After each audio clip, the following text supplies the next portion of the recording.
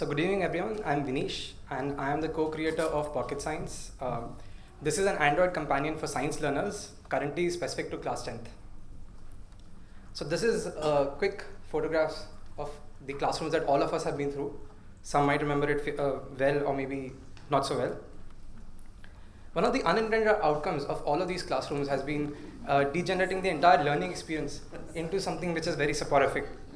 So this was one of our targets to solve. And what we noticed is that phones have become a craze among kids.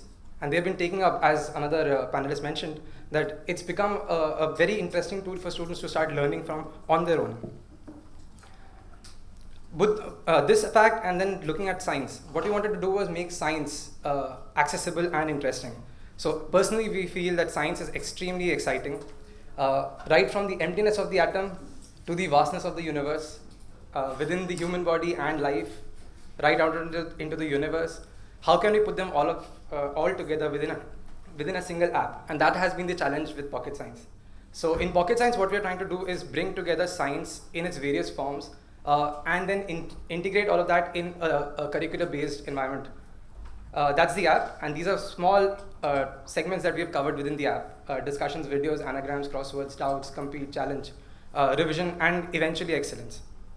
So I'll just run you through the app itself. We asked the student to log in via Facebook as of now. And this is where they land up. So this is where the game starts. You've got discuss, anagrams, crosswords, doubts, compete, and challenge. So anagrams, basically we have covered the entire NCERT textbook thoroughly in terms of these questions where the answers have been jumbled up. And the student is required to first study the textbook, come back to the app, figure these out, and progress through the application. Discussions basically bring out a zone wherein we are able to seed content and let them think about various aspects, also watch videos. So if you notice, there is a segment on watch how magnesium burns in air. So there's this very famous example in the science textbook of taking a magnesium ribbon, burning it with a very bright white scintillating color. But no kid has seen that. What we realize is most of the kids just know that, okay, there's a white light, and no one knows exactly what is that light. What you have tried to do here is link it to that video on YouTube, which we have curated, and then let the student actually visualize and not just visualize anymore, actually see the reaction happening. A student burns a magnesium strip, sees the white light, and then we have asked follow-up questions. So students basically come back with their thoughts. Why did it happen? So how do you know it's only magnesium oxide being formed? Could there not have been other compounds created? Magnesium nitride is another product that forms. So all of these thoughts, this whole aspect of curiosity is what we are trying to embed through this aspect. These are some examples of students communicating.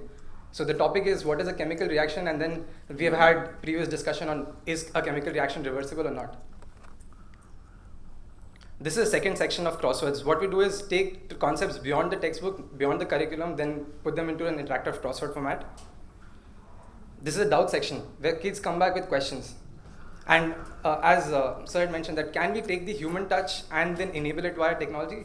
That is one aspect that we are trying to do here. So many kids have this worry that if I ask a doubt to the teacher, she might just get agitated because they are not able to figure it out.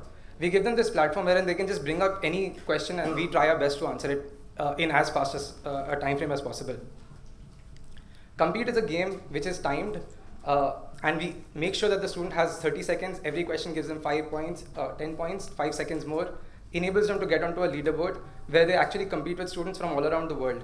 So we have had students competing from Middle East, where again, they are CBSE schools, Africa, and India. Challenges is something which we've introduced very recently, allowing students to actually compete against their friends from Facebook. The future, as we see, is that right now the app is still textual. So I mentioned so many graphics of science, but then we've still not been able to achieve that. That's one of the first targets that we have, to make it much more visually appealing. The second is adding a lot more reference material because there is a lot more content in science. Learning mechanics, and then eventually the target is to be able to give them an experiential learning within the application itself. Our impact target for the next 3 years is to be able to plant the seed of curiosity in at least 1 million minds, and we've gotten started with that in the last 8 months. We've achieved it with 5,500 students. That's it. Thank you so much. Thanks, Vinesh.